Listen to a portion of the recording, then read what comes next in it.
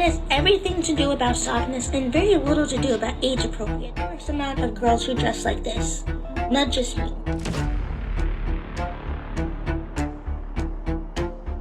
I was looking for this video because people say the same thing to me for a particular type of group of people. Well, I know, that black girls are versatile and we do many styles.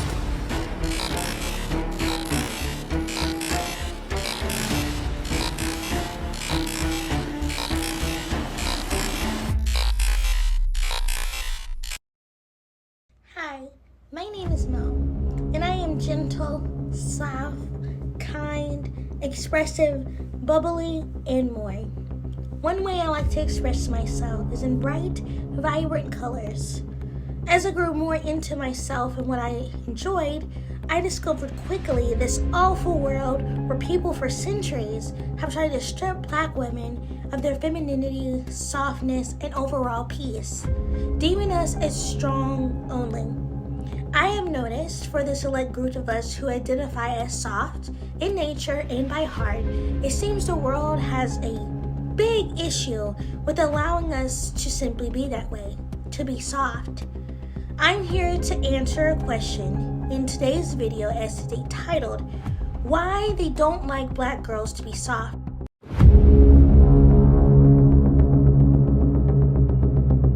Softness, to a lot of black women, is the ability to be vulnerable. The bright pastel colors, the heavy pink blush, and the mixes of femininity. The reason for this is because for years, black women have been living in survival and have been deemed the strong black woman. This type of discrimination travels through housing, employment, schools, and healthcare settings, plus more. The black woman that we know is the idea on how a black woman should interact and be in her own world. She is considered only independent, emotionally withdrawn, responsible for handling everyone else's problems to take on as if it is her own. In part, we are attempting to uphold softness and femininity by also trying to balance being emotionally and physically strong. I don't know about you, but I'm extremely tired of all of that. The soft life is an act of radical wellness, as one woman put it. I think that our proclamation for soft living has sickened up the internet because the world has seen black women as those who have always had to serve others, and black women are not going for that anymore. Being soft can be different for every black girl out there, and for some it's relaxation, speaking more kindness into your life. It could be riding in a boat, going to Paris or Italy, sitting down, enjoying the finer things of life. Or it could just be you in the grass, reading, writing, praying, meditating, etc. And this soft life that we keep mentioning has immense effects on your mental health. There is so much goodness in taking time for yourself and the needs that you have. It's being attentive of your body in any form it may be in. Where did this ideology come from? The term soft life first emerged among social media users in Nigeria who expressed their desire for a gentle life, unburdened by the effects of poor governance in their country, while Africans, especially Nigerians and South Africans, still actively employ the term. It is largely black women residing in the USA and UK who have co-opted both this term in its current practice. The enslaved black women of the past who worked on the plantations fields of America were obviously not offered any chance of being familiar with what softness was. These domestic workers who worked for white families clearly had no choice and no chance to explore the concept of pleasure that is softness. The black women of America today, though, are expected to work diligently, do their jobs exceptionally well, act as in-house diversity and inclusion professionals. Of course, with countless of black women marching in America's streets with their fists in the air in retaliation against racism and police brutality, it seems any chance for tenderness seems minuscule. With all of the racism and socioeconomic issues that we face in the world, it is no wonder white might believe that they are only here to survive. With black women's track record here in the United States, the very first representation of black women were as slaves. This is where stereotypes such as the Mammy, Jezebel, and Sapphire comes from.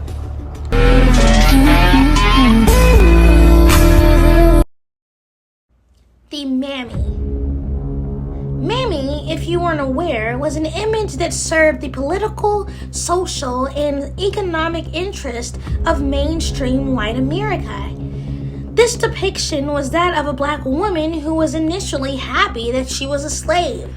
She always had on her wide smile, deep laughter, and her loyal nature to the very institution of slavery. The Jim Crow Museum comes into further detail of this by saying, the caricature portrayed an obese, coarse, maternal figure. She had great love for her white family, but often treated her own family with disdain. Although she had children, sometimes many, she was completely desexualized. She belonged to the white family, though it was rarely stated. She was a faithful worker. She had no black friends. The white family was her entire world. Take 'em in the house, yes, Lord. Got to get out that old ironing post. Fix 'em up for the jets to wear. When this film was released in 1934, the black mammy had become such a staple figure in portraits of the Old South, it was hard to imagine a Southern home without her. Praise the Lord, Mr. Room. Is you ahead or is you in? Hi, Delcy. How come you here? Like the Happy Sambo, the mammy emerged as a defense of slavery. Plantation novels and minstrel shows presented her as fat. It was at this point in history, when it came to slavery, that the lighter-skinned slaves were deemed to be more attractive. The epitome of female attractiveness, if you will. The slave owners usually sexually exploited their slaves, especially the lighter-skinned one. With the rise of the image of the mammy, it was constructed with one mere goal, to suggest ugliness. Mammy was portrayed as a dark-skinned, often pitch black, in a society that regarded black skin as ugly, tainted. She was obese, sometimes morbidly overweight. Moreover, she was often portrayed as an old, or at least middle-aged woman. This attempt was to desexualize the mammy. Remember how I talked about the sexual exploitation of black women during slavery time? The very belief of black people in general being more sexually lewd was reinforced in slavery due to European travelers coming to Africa, associating the culture with nudity and sexualization. European travelers even stated that the tribe dances performed were proof of uncontrolled sexual life. An example? A European merchant by the name of William Bozeman stated, "Black women are fierce and warm and so much hotter than men." William Smith described African women as hot, constituted ladies who are continually contriving stratagems on how to gain a lover. The Jezebel, in essence, was used during slavery to normalize the relationship between black women and their relationship with their white slave owners, which were usually white men, with the justification being that black women had an insatiable appetite for sexual relations. This portrayal of black women earned the term for black women to be deemed as whores, as it would begin during slavery through the Jim Crow period and continues today, as we have many examples of.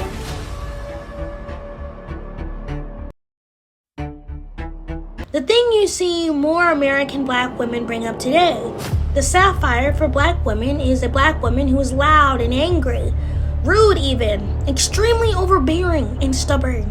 She is the mean-spirited and abusive black woman. With today's 21st century depiction of black women, we have evidence of all of these stereotypes still being perpetuated today. And with this, we can begin to unpack and dive into a closer historical look as to why there is so much pushback towards black women engaging in any subculture that is not these three. I suppose that is why when I go online I see so many ignorant comments towards black women engaging in a soft luxury or fashion that is inspired by another culture. Softness is an act of rebellion.